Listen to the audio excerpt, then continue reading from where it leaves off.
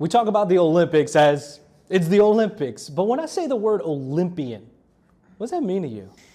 It means a lot. As a young kid back home in Sweden, growing up, you watch the Olympics every year. But I don't think the magnitude of it maybe will settle in until you're there and you're seeing the rings and in the village and being a part of it. Your dad played soccer. Yeah. Your mom played squash. Yeah. How did you find hockey? It's good knowledge right there. Yeah. I think growing up, hockey's big in my hometown. My dad's French, so he didn't really have that hockey connection growing up.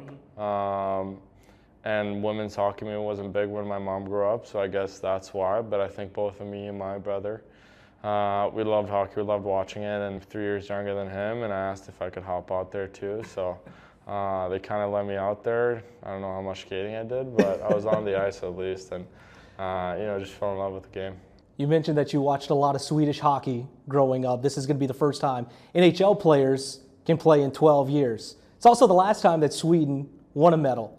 You were 11 years old then. What do you remember about then? I remember watching it, and we got some of the players that was on that team are with our team this year. There was a lot of guys on that team that you watched growing up and kind of idolized, and you just see how big of an impact it has back home in Sweden and how many people are watching it and are engaged. So like I said, excited.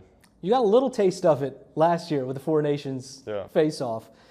Do you expect it to be a similar experience? But now you have many more than 4 teams that are going to be playing at the Olympics. Do you expect it to be similar, or? You know what? I think coming into the Four Nations, I think everyone was excited to see best on best hockey. I think what we saw in that tournament exceeded everyone's expectation just in compete level, speed, and I think with an Olympics on a bigger stage, I think it's only going to amp up. And like you said, there's a lot more teams, and in a playoff where there's just one game, it's about being good that day. So it opens it up a lot more for a lot of teams. A lot of great players on that Swedish roster, but right now, at this point in time, you lead everyone on the roster in points in the NHL.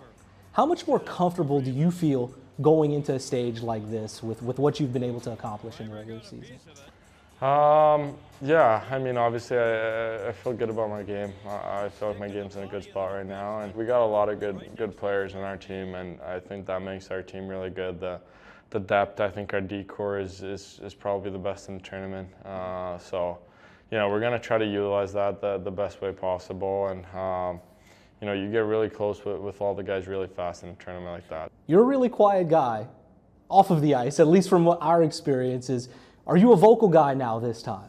I'm probably a pretty different person once you know me than what you might see from the outside. You flip a switch whenever you get on the ice? Yeah, I guess so. Off the ice too, I think if you ask my teammates, I'm probably not the most quiet, but that's the way I am, and I think in a team like that, I think especially when you're representing your country, everyone has that one thing in common, and it's easy and it goes quick for a team to really glue together and become one. You've been a leader on the Swedish level, but you've also been a leader here for a few years. But this year, Todd picked you to be one of the alternate captains. What has it meant to you to have that permanent A on your jersey in Detroit? It means a lot.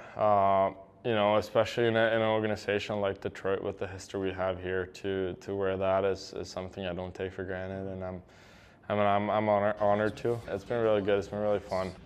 Kind of same thing as I've been doing previously with a little twist to it, but you want to be yourself. You want to lead in your own way, and I think with our locker room, we have so many guys that lead in their own way, and it doesn't matter if you have a letter on your chest or not. I think that's really shown this year,